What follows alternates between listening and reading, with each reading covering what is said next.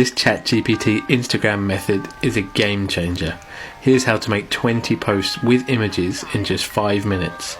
Give me 20 short inspirational quotes that relate to wealth creation. They will be used as images for Instagram posts. Now obviously you can ask for quotes about any topic you like or any other short form text that you can overlay on an image for social media.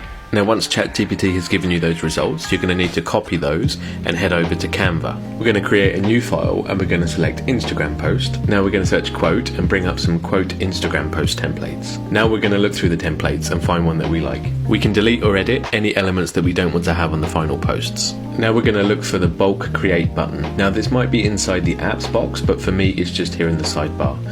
I'm going to click enter data manually. I'm going to delete one of the columns since we only have one column of data.